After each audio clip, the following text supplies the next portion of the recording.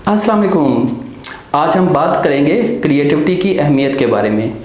Creativity एक ऐसी human skill है जिसकी अफादियत शुरू से मुसलमा है और बिजनेसेस पे कोई भी दौर ऐसा नहीं गुजरा जहाँ पे क्रिएटिविटी से वो मुस्तफीद ना हुए हों। आज के दौर में जहाँ पे हर चीज़ रोशनी की स्पीड के साथ बदल रही है तो क्रिएटिविटी की जो अहमियत है और ज़्यादा बढ़ जाती है। बिजनेसेस को आज बहुत सारे ऐसे चैलेंजेस का सामना है जो इससे पहले नहीं थे। फॉर एग्जांपल जो सबसे बड़ा चैलेंज बिजनेस इस वक्त फेस कर रहे हैं दैट इज़ ग्लोबलाइजेशन।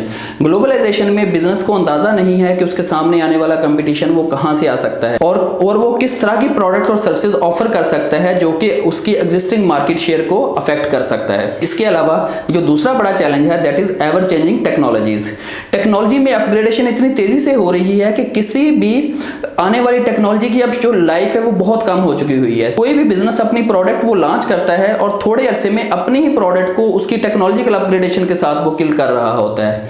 इसके अलावा जो बिजनेसेस को एक चैलेंज फेस हो रहा है that is disruptive innovation. Disruptive innovation ऐसी इनोवेशन होती हैं जो किसी भी बिजनेस में मौजूद एग्जिस्टिंग प्रोडक्ट और सर्विसेज को टोटली ऑब्सोलीट कर दे विद न्यू सॉल्यूशंस। हम अगर इसकी एग्जांपल्स में देखें तो हम देखते हैं कि ऑडियो वीडियो कैसेट्स की इंडस्ट्रीज में कैसे डिसरप्टिव इनोवेशन आई थ्रू ऑनलाइन स्ट्रीमिंग जैसे नेटफ्लिक्स जैसे जो और अमेजोन जैसे अमेजोन प्राइम जैसे जो प्लेटफॉर्म थे उन्होंने इस इंडस्ट्री को कंप्लीटली ऑब्सोलीट कर दिया है। इन सब चीज़ों ने मिलकर जो अफेक्ट किया है वो है बिजनेस की सस्टेनेबिलिटी। एक जो फॉर्च्यून 500 बिजनेसेस की जो लाइफ है वो रिड्यूस होकर अब सिर्फ 15 ईयर्स रह चुकी हुई है जो कि 1950 में 60 ईयर्स थी और ये वक्त के साथ साथ कम होती जा रही है। तो इन सब चीज़ों के साथ जो एक और बहुत बड़ा चैलेंज जो बिजनेसेस फेस कर रहे हैं that is conventional thinking instead of creative thinking. यानी बिजनेसेस आज भी स्टक हैं पास्ट में और वो बहुत ज़्यादा फोकस कर रहे हैं स्ट्रेटेजिक प्लानिंग के ऊपर, एलिमिनेशन ऑफ ऑपरेशनल इनएफिशिएंसीज और एनालिटिकल थिंकिंग।